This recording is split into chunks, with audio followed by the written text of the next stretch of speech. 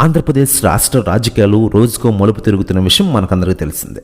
ఇప్పటికే టీడీపీ జనసేన పొత్తులో భాగంగా జనసేనకు 24 అసెంబ్లీ 3 ఎంపీ సీట్లు కేటాయించిన సంగతి అందరికీ తెలిసిందే. 24 సీట్లలో ఇప్పటికే 5 స్థానాలను అభ్యర్థులను పవన్ కళ్యాణ్ గారు ప్రకటించారు. ఇందులో తెనాలి నుంచి నాదెళ్ల మనోహర్, రాజానగర్ నుంచి బత్తుల రామకృష్ణ, అనకాపల్లి నుంచి కొనతాల రామకృష్ణ, నెల్లిమర లోకంలో మాధవి, కాకినాడ రూరల్లో పంతం నానాజీ పేర్లు ఉన్నాయి. దీంతో మొత్తం 5 స్థానాలకు అభ్యర్థులు ప్రకటించగా మిగిలిన 19 సీట్ల నేతలు ఖరారు చేసి ఉంది. అందులో పవన్ కళ్యాణ్ గారు కూడా ఉండడం గమనార్హం.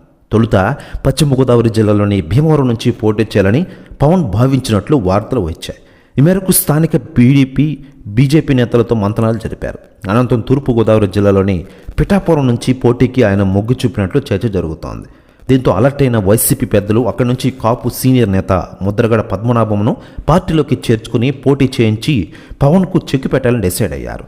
అయితే ఇప్పుడు అక్కడి నుంచి కూడా పవన్ పోటీ చేయడాలనే వార్తలు ఊపందుకున్నాయి. వైసీపీ వ్యూహాలకు చిక్కకుండా కావాలని తాను పోటీ చేసే నియోజకవర్గం ప్రకటనను ఆలస్యం చేస్తున్నారని జనసేన వర్గాలు చెబుతున్నాయి. ఎన్నికల నోటిఫికేషన్ వచ్చిన తర్వాతే ఆయన పోటీ చేసే స్థానంపై పూర్తి క్లారిటీ వస్తుందంటున్నారు. ఇక ఇదిలా ఉండగా టీడీపీ జనసేన పొత్తులో భాగంగా పవన్ కళ్యాణ్ గారి గొప్పతనం గురించి AP Congress chief YS Sharmila గారు సంచలన వ్యాఖ్యలు చేశారట. ఆమె మాట్లాడుతూ పవన్ కళ్యాణ్ గారు గ్రేట్ పర్సన్, ఆయన ఆంధ్ర ప్రజల కోసం చివరి వరకు నిలబడాలని చూస్తున్నారు. ఆంధ్రప్రదేశ్లో ఆయనే నెక్స్ట్ సీఎంగా ఉండాలి. పవన్ కళ్యాణ్ లేకుండా జగన్ అన్నని ఓడించడం చాలా కష్టం. అందుకే టీడీపీ వాళ్ళు మళ్ళీ పవన్ కళ్యాణ్తో కలిసి వెళ్తున్నారు అంటున్నట వైఎస్ షర్మిల గారు. ప్రెస్ న్యూస్ కూడా తెగ వైరల్ అవుతోంది ఆంధ్రప్రదేశ్ రాష్ట్ర